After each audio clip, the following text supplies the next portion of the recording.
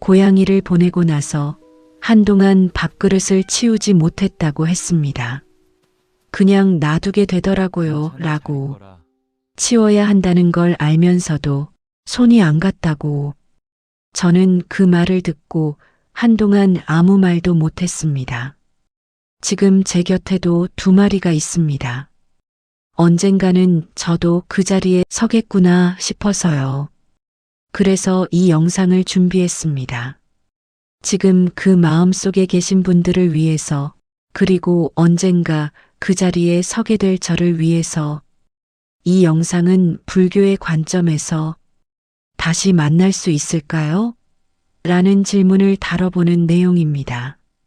종교가 있든 없든 꼭 믿지 않으셔도 괜찮습니다. 그저 하나의 시선으로 들어봐 주시면 좋겠습니다. 어떤 분은 마트에서 손이 자동으로 사료를 집어들었다고 했고, 또 어떤 분은 밤에 자다가 발치에 올라오는 느낌에 깼다고 했습니다. 분명히 없는데 그 무게감이 느껴졌다고 합니다. 머리로는 그게 아니라는 걸 압니다. 그런데 그 느낌이 너무 생생해서 정말일지도 몰라 하고 잠깐이라도 믿고 싶었던 거겠지요. 오늘 이 영상은 그 마음에서 시작합니다. 우리 다시 만날 수 있을까요? 이 질문을 저는 굉장히 진지하게 다루려고 합니다. 그냥 분명히 만나요, 걱정 마세요 하는 위로가 아니라 실제로 불교가 이 질문에 어떻게 답해왔는지를 함께 살펴보겠습니다. 불교는 2500년 동안 삶과 죽음, 그리고 그 이후에 대해 다른 어떤 사상보다 더 깊이 있고 구체적으로 이야기해 왔습니다. 영혼이 어디로 가는지, 인연이 어떻게 이어지는지, 지금 내 곁에 있는 존재가 왜 하필 나에게 왔는지에 대해서입니다.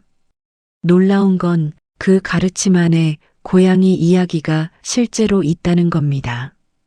오늘은 그 이야기를 처음부터 천천히 풀어보겠습니다. 먼저 기본적인 질문부터 해야 할 것 같습니다.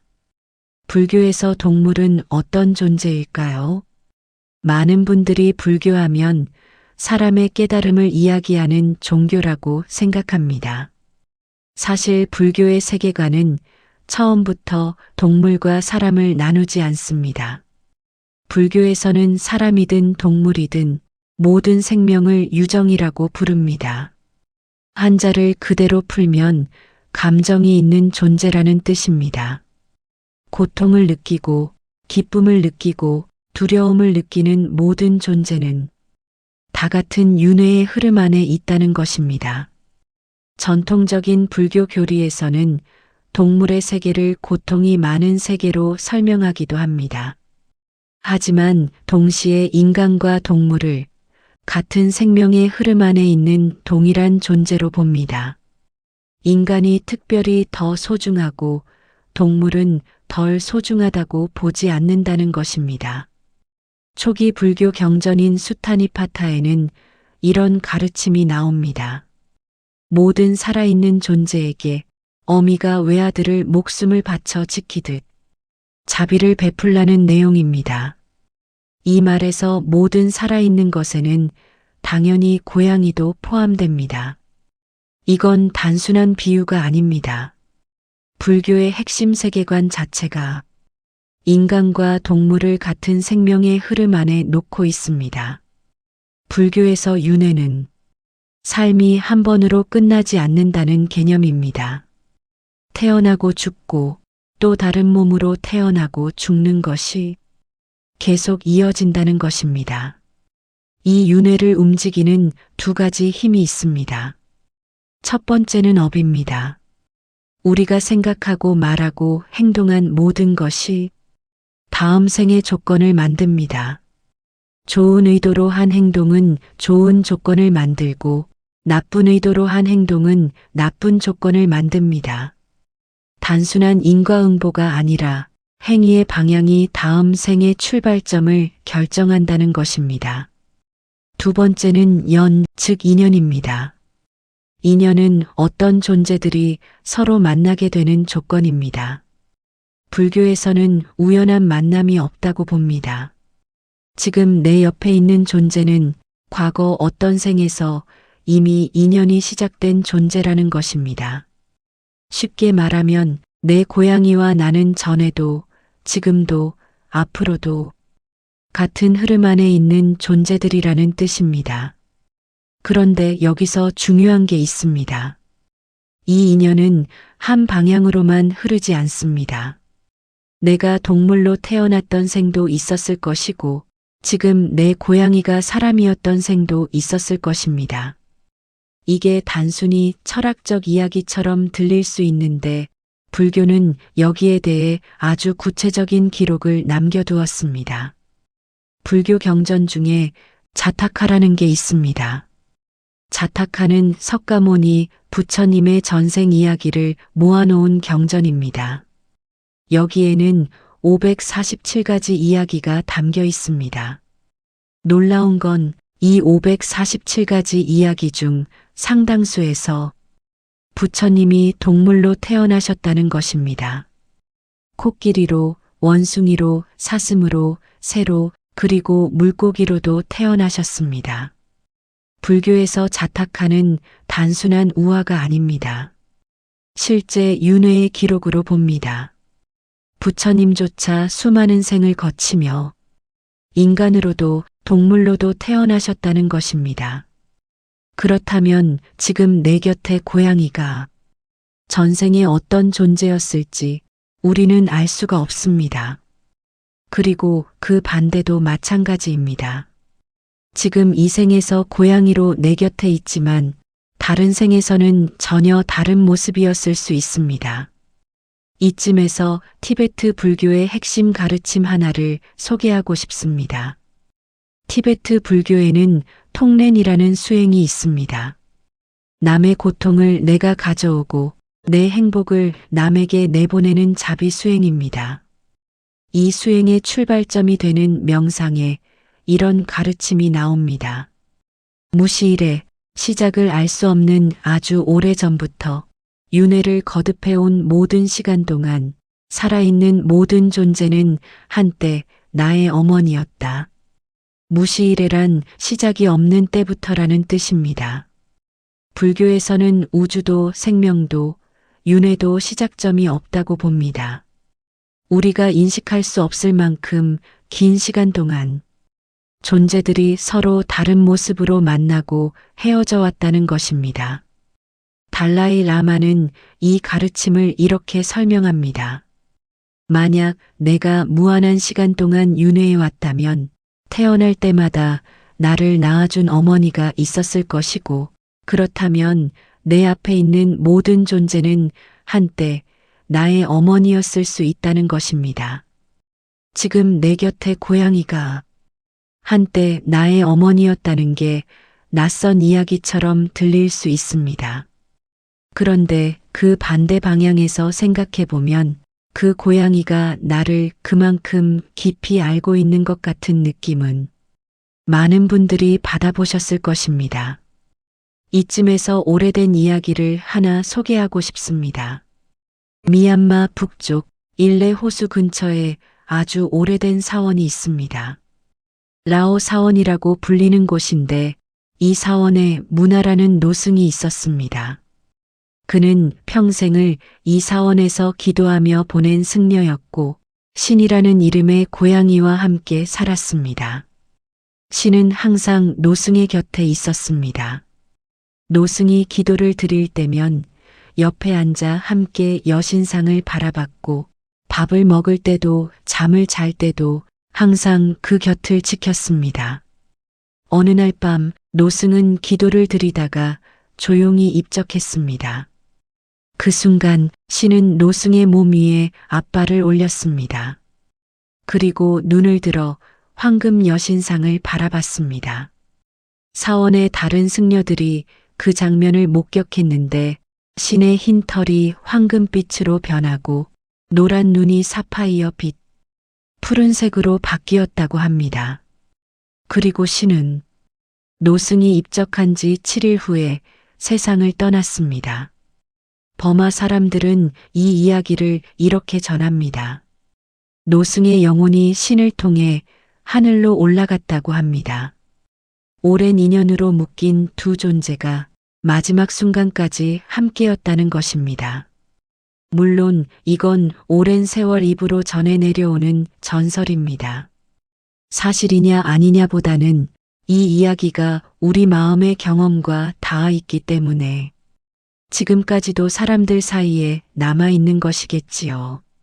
아픈 날 곁을 떠나지 않던 고양이, 무언가를 알고 있는 것 같은 그 눈빛, 말 한마디 없이 그냥 옆에 앉아 있어주는 그 존재. 그런 고양이와 살아보신 분들은 이 이야기가 그냥 이야기처럼 들리지 않을 것입니다. 자, 이제 두 번째 질문으로 넘어가겠습니다. 떠난 아이를 위해 지금 제가 할 수 있는 가장 의미 있는 일은 무엇인가요? 이 질문을 정말 많이 받습니다. 그리고 이 질문 안에는 사실 또 다른 마음이 담겨 있습니다. 내가 뭔가를 해줄 수 있다면 이 무력감에서 조금은 벗어날 수 있을 것 같다는 마음입니다. 불교에서 떠난 존재를 위해 할 수 있는 수행 중 가장 오래되고 가장 보편적인 것이 있습니다. 바로 회향입니다. 회향이란 내가 쌓은 선한 행위의 공덕을 떠난 존재에게 돌려주는 것입니다. 거창한 의식이 아니어도 됩니다. 오늘 길에서 작은 벌레 하나를 살려줬다면 그 마음을 마음속으로 그 아이에게 건네면 됩니다. 이 마음이 내게 닿기를. 티베트 불교에서는 이것을 매우 중요하게 봅니다. 살아있는 자의 선한 의도가 떠난 존재의 다음 여정에 실제로 영향을 준다고 믿습니다. 거창한 수행이 아니라 일상에서 선하게 살고 그 공덕을 그 아이에게 돌리는 것 자체가 수행입니다. 두 번째는 자비 명상입니다. 조용한 시간에 눈을 감고 그 아이가 지금 어딘가에서 따뜻하고 편안하기를, 두렵지 않기를, 배고프지 않기를 진심으로 바라는 것입니다. 틱나탄 스님은 사랑이란 그 존재가 행복하길 진심으로 바라는 마음이라고 표현한 적 있습니다. 이게 메타 자의 명상의 본질입니다. 기도문이 따로 필요하지 않습니다. 그냥 그 아이 얼굴을 떠올리면서 진심으로 바라면 됩니다. 세 번째가 사실 가장 어렵고 그래서 가장 의미 있는 수행입니다. 잘 보내주는 것입니다. 불교에서는 떠난 존재가 다음 여정으로 편안히 나아가려면 남아있는 우리의 슬픔이 조금씩은 놓여야 한다고 말합니다. 너무 강하게 붙잡고만 있으면 그 존재가 아직 이쪽을 돌아보고 있을 수 있다고 보는 것입니다. 그러니까 우는 것, 그리워하는 것, 이게 잘못이 아닙니다. 다만 어느 순간 가도 괜찮아, 잘 가. 나도 잘 살게라고 마음속으로 말해주는 것, 그게 떠난 존재를 위한 가장 깊은 사랑의 행위입니다. 울어도 됩니다. 오래 그리워해도 됩니다. 다만 어느 날 준비가 됐을 때 그 아이에게 그 말을 건네주세요. 그 순간이 오기까지 기억하고 이름을 부르는 것 자체가 이미 수행입니다. 만약 이별의 충격이 너무 크고 일상생활이 잘 안 되신다면 가까운 사람이나 전문 상담의 도움을 받으셔도 괜찮습니다. 혼자 버티는 것만이 강함은 아닙니다. 그리고 이런 질문도 오곤 합니다. 그 아이가 다음 생에 다시 태어난다면 제가 어떻게 그 존재를 알아볼 수 있을까요? 솔직하게 말씀드리겠습니다. 불교는 이런 표시가 있으면 그 존재다라는 식의 답을 주지 않습니다. 그건 너무 단순한 답이고 오히려 그런 확신이 집착을 만들 수 있습니다. 티베트 불교에서는 윤회한 존재가 전생의 인연을 의식적으로 기억하지는 못하지만 몸은 기억한다고 봅니다. 달라이 라마의 환생을 확인하는 방식을 생각해 보면 이해가 쉽습니다. 전생의 물건을 여러 물건 사이에 놓아두면 환생한 아이가 자신도 모르게 그것을 집어든다고 합니다. 머리가 아니라 손이 먼저 움직이는 것입니다. 사람도 동물도 마찬가지입니다. 깊은 인연이 있는 존재를 만나면 논리보다 감각이 먼저 반응합니다. 많은 분들이 이런 경험을 이야기합니다. 새로 입양한 고양이가 처음 만나는데도 낯선 티를 전혀 안 냈다고, 전에 아이가 좋아하던 자리에 정확히 가서 앉았다고, 눈빛이 어딘가 너무 익숙하다고 합니다. 이걸 증명할 방법은 없습니다. 그런데 불교는 그 느낌을 착각으로 보지 않습니다. 알아보는 방법은 결국 하나입니다. 찾으려 하지 않는 것입니다. 이 아이가 혹시 그 아이일까 하고 확인하려는 마음으로는 절대 알 수 없습니다. 그 마음 자체가 판단을 흐리게 합니다. 오히려 어느 날 아무 기대 없이 어떤 존재와 눈이 마주쳤을 때 설명할 수 없는 오래된 느낌이 올라온다면 불교는 그 느낌을 신뢰하라고 합니다. 유기묘 보호소에서 수십 마리 고양이 중에 유독 한 마리가 달려와 발 앞에 앉았던 분이 있을 것입니다. 처음 눈이 마주쳤을 때 이상하게 오래된 느낌이 들었던 분도 있을 것입니다. 불교는 그 느낌을 착각이라고 하지 않습니다. 그리고 어쩌면 그 아이는 이미 당신 곁에 와 있을 수 있습니다. 사람으로 혹은 다른 생명으로 혹은 아직 만나지 않은 어딘가에서. 불교에서는 인연이 있는 존재들은 서로를 찾아온다고 봅니다. 당신이 찾아가는 게 아니라 인연이 두 존재를 다시 데려다 놓는다는 것입니다. 그러니까 할 수 있는 가장 좋은 준비는 마음을 열어두는 것입니다. 특정한 모습을 기대하지 않고 닫지 않고 그냥 살아가는 것입니다. 자, 이제 처음 질문으로 돌아올 시간입니다. 우리 다시 만날 수 있을까요? 불교는 확답을 드리지 않습니다. 반드시 만난다고도 못 만난다고도 하지 않습니다. 불교는 믿음보다 통찰을 중요하게 봅니다.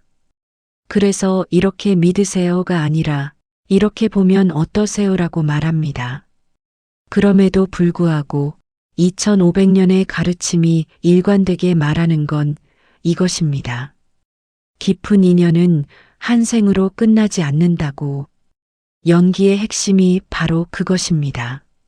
모든 존재는 혼자 독립적으로 존재하지 않습니다. 서로 연결된 조건 속에서만 존재합니다. 그 연결이 강하고 깊을수록 그 인연은 한 생으로 끊기지 않습니다. 틱나탄 스님은 사랑하는 존재는 사라지는 게 아니라 다른 모습으로 계속 이어진다고 설명합니다. 구름이 사라져도 비가 되고 비가 땅으로 스며들고 그 땅에서 식물이 자라고 그 식물이 증발해서 다시 구름이 되는 것처럼 형태는 바뀌어도 그 존재를 이루던 것은 사라지지 않는다는 것입니다. 그리고 그 인연을 이어주는 것은 지금 이 순간 당신이 품고 있는 마음입니다. 밥그릇을 치우지 못하는 마음, 발치의 무게감을 기억하는 마음, 이름을 부르려다 멈추는 마음. 그 마음들이 다 인연입니다. 그리고 그 인연은 지금 이 순간에도 끊기지 않고 이어지고 있습니다. 그 아이가 정말 당신을 기억한다면 반드시 당신 곁으로 돌아올 것입니다. 당신이 알아보기 전에 그 아이가 먼저 찾아올 것입니다. 그러니 마음을 닫지 마세요. 일상에서 선하게 살고 가끔 조용한 시간에 그 아이가 행복하기를 바라주고 그리고 언젠가 준비가 됐을 때 잘 가, 나도 잘 지낼게. 그게 전부입니다. 그것만으로 충분합니다. 댓글에 아이의 이름을 적어주세요. 그리고 그 이름 옆에 지금 그 아이에게 전하고 싶은 말 한마디도 함께 남겨주세요. 보고 싶어. 잘 지내고 있지? 다음에도 꼭 다시 만나자. 어떤 말이어도 괜찮습니다. 오늘 이 영상을 함께 본 모든 분들이 그 이름을 읽고 그 소원을 함께 빌어드리겠습니다. 교리의 언어가 아니라 한 사람의 마음에서 드리는 말입니다. 우리는 다시 만날 것입니다. 감사합니다.